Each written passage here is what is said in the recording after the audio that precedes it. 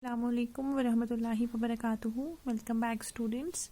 So we were done up to here. Now we will study about the kaleidoscope and how we are going to make a kaleidoscope. Okay, so it's activity 12.6. To make a kaleidoscope, get 3 rectangular mirror strips about 15 centimeter long and 4 centimeter wide each.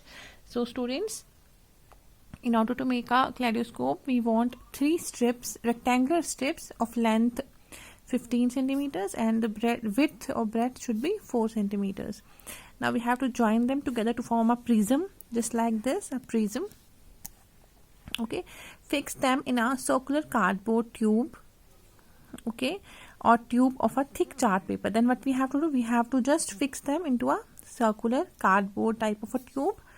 Make sure the tube is slightly longer than the metal. So we have to make this sure that the tube in which we are just fixing them, that should be slightly longer than the strips. Okay, so close one end of the tube by a cardboard disc. Okay, obviously it will have 2 endpoints, so one end we have to close it with the help of a cardboard disc having a hole in the center through which we can see, just like it.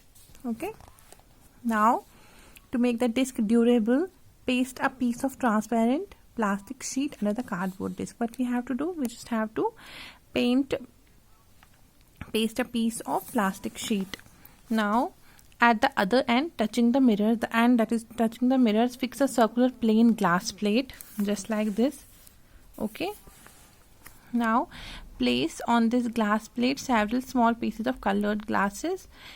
Broken pieces of colored bangles will also work. Now close this end of a tube by a ground glass plate. Then we have to close this end with a glass plate, ground glass plate. Allow enough space for the color pieces to move around. There should be enough space for the color pieces that can be easily moved around. Your kaleidoscope is ready. When you peep through the hole, now when this is just, it's just done. Okay, now when the hole that we have created, when we will see or peep through that, we will be able to see a variety of patterns, each pattern different. Okay, see, the interesting feature is that you will never see the same pattern again. Okay, when we peep, like I'm peeping right now, I will see a pattern, then after some time I will peep again, the pattern will be entirely different. So the designers of wallpapers and fabrics, they use this kaleidoscope to get ideas for new patterns. Now in order to make your toy attractive, you can wrap the kaleidoscope in a colored paper so that it will look a little bit attractive. Now the sunlight, whether it's white or colored, see, we all, when we were small, we all were like, this sunlight, it is white, right? We know that sunlight is referred to as white, but it's not white. Actually, it's made up of 7 different colors. These are the colors of the rainbow, that is the vibgyor: violet, indigo, blue, green, yellow, orange and red. So there is one activity that we are going to see. See what is inside our eyes. Okay, we see things only when light comes from them, enters our eyes. Now this is clear. Okay, it is, how do we see things? When the light from that object enters our eyes.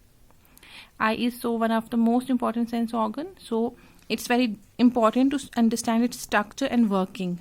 Structure means what is inside it, what is it consists of, and how does it work, right? The eye has a roughly spherical shape. It is not circle, it's a spherical type of a shape. The outer coat of our eye is white. We know that it's white. It is tough so that it can protect the interior of the eye from accidents, right? It is very tough so that the interior of the eye can be protected. Its transparent front part is called cornea. The transparent part, that is known as the cornea. Behind the cornea, we have a dark muscular structure, that is the iris. In the iris, there is a small opening called the pupil. The size of the pupil is controlled by the iris. The iris is that part of the eye which gives a distinctive color. When we say the person has green eyes, it actually means the color of the iris.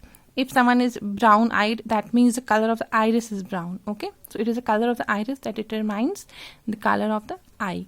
And the iris is the one that controls the amount of light that is entering in our eye.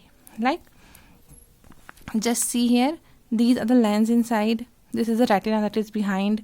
This is the cornea, and this is the iris. This is the iris. Okay, so now the activity: get a plain mirror of suitable size. Okay, place it in a bowl or a katori. Okay, in figure 12.4 it's okay. So what we have to do, fill the bowl with water, put this arrangement near a window such that direct, okay, we have to just take a bowl of water and then keep that arrangement, okay, near a window where the light can easily fall on it. Okay, adjust the position of the bowl so that the reflected light from the mirror falls on a wall. We have to and make sure that light, reflected light from that bowl, from that glass mirror which is inside that bowl, that should fall on a wall. If the wall is not white, then we have what we have to do, we have to fix a white sheet there, because we want that thing to be white. Reflected light will be seen to have, when the light from that glass mirror, that will reflect and fall on that white sheet, on that white background. So we will see that the reflected light will have many colors. Okay, the mirror and water form a prism. It will form a prism. Okay, so this breaks up the light into colors, because prism is said to just disperse the light. So this splitting of light into itself is known as a dispersion of light. Okay, so what is the dispersion? It is a splitting of white light into its constituent colors, the colors of which it is made up of. So one example of this natural phenomenon of dispersion is this rainbow. Okay, so I think that's all for today. Yeah.